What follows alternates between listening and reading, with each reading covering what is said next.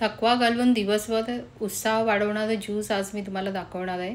नमस्कार मैत्रिणींनो, गीताज किचनमध्ये तुमचे खूप खूप स्वागत. आज आपण बघूया डाळिंब, गाजर आणि बीटाचा ज्यूस. तर इथे मी 2 डाळिंब, 1 बीट आणि 1 गाजर घेतलं आहे.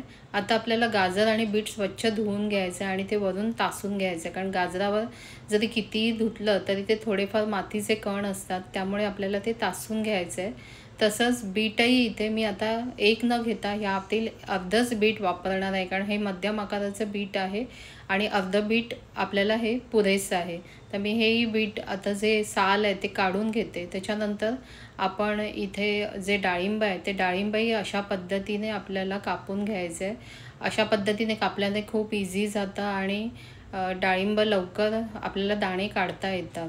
तर डाळिंबाबद्दल मला तुम्हाला अजून एक महत्त्वाचं सांगायचं आहे. ज्यांना भरपूर सारा ज्यूस करायचा असेल आणि ते डाळिंब सोलावं लागत असेल तर त्यांनी हँड ग्लोव्ज घालून मगच डाळिंब सोलायला घ्या. कारण काय की डाळिंब जास्त आपण जर सोलली ना तर आपली जी नखं असतात त्याच्या कडेने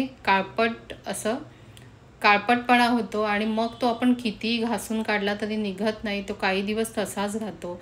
तर यासाठी जर जास्त डाळिंब सोलायची असेल तर तुम्ही नक्की हँड ग्लोव्ज वापरा. आता इथे मी अर्धा चमचा चाट मसाला, अर्धा चमचा काळं मीठ घेतलं आणि अर्धा लिंबू घेतला आहे. आता हे जे गाजराचे मी तुकडे करून घेणार बारीक बारीक आणि बीटाचे. त्यानंतर आपल्याला ते मिक्सरमध्ये बारीक करून त्याचा ज्यूस काढून घ्यायचा आहे.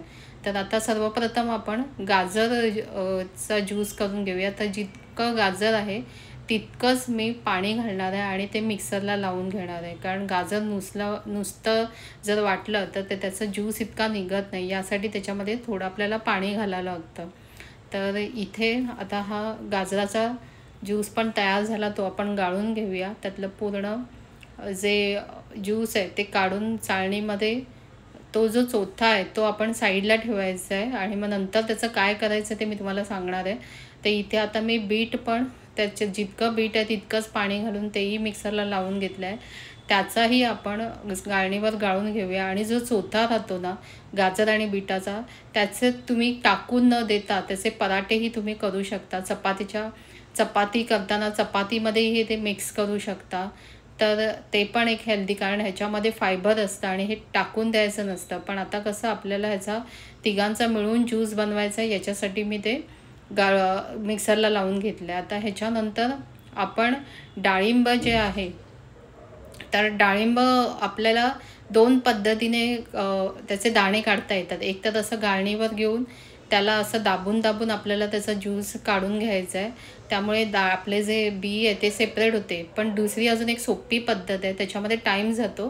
तर अशा प्रकारचं जे ब्लेड असतं बघा मिक्सर, तर त्याच्याने ना पटकन असं म्हणजे बी पण सेपरेट होतं आणि त्याचं ज्यूस पण वेगळं होतं. तर इथे आता मी ते पूर्ण डाळिंबाचे दाणे घालून घेतलं. त्याच्यामध्ये थोडंसं थंडपणासाठी मी बर्फ घातला आहे आणि जितकं डाळिंब आहे तितकं पाणी घालून आता हे मिक्सरला लावून घ्यायचं. आणि मिक्सरला अगदी खूप फिरवायचं नाही, अगदी थोडं फिरवलं तरी त्याचा ज्यूस आपोआप बियांपासून वेगळा होतो आणि बीही याच्यामध्ये अख्खी राहते. तर तुमच्याकडे ज्यांच्या कोणाकडे असा मिक्सरचं ब्लेड असेल तर त्यांनी नक्की डाळिंब तुम्हाला जर करायचं असेल त्याच्यामध्ये करून बघा. बी अजिबात वाटली जात नाही. आपण नॉर्मल मिक्सरमध्ये करतो ना तेव्हा ती बी वाटली जाते आणि त्याचा थोडासा कडवटपणा त्या सरबतामध्ये येतो आणि मग ते थोडंसं आडूक लागतं. तर म्हणून मी आता आपण हे गाळणीमध्ये बघा, बिया पण मी तुम्हाला दाखवते पूर्ण अख्ख्या राहिल्या, कुठेही त्याचे बारीक तुकडे झालेले नाही.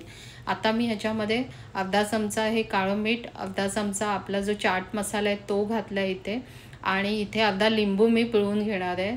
तुम्हाला हवं असेल तर तुम्ही याच्यात 1 चमचा साखरही घेऊ शकता, पण मला हे हेल्दी ज्यूस बनवायचं आणि मला ह्याच्यात साखर घालायची नाही म्हणून मी साखर घातलेली नाही आहे. मी असंच हे ज्यूस पिणार आहे.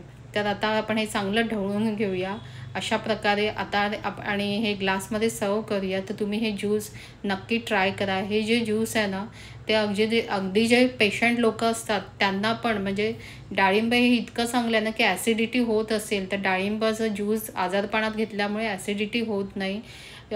पण ह्याच्यामध्ये मी बीट पण वापरलं आहे, पण कोणाकोणाला कधी कधी बीट चालत नाही, डायबेटीस पेशंट असतात ते बीट खाऊ शकत नाही, तर त्यांनी नाही घेतलं तरी चालेल, नुसता डाळिंबाचा ज्यूस घ्या. तर अशा प्रकारे हे ज्यूस घेऊन बघा, तुम्हाला दिवसभर थकवा जाणवणार नाही, हे मी खात्रीने सांगते. आणि व्हिडिओ आवडला असेल तर व्हिडिओला लाईक, शेअर आणि सबस्क्राईब करायला मात्र विसरू नका.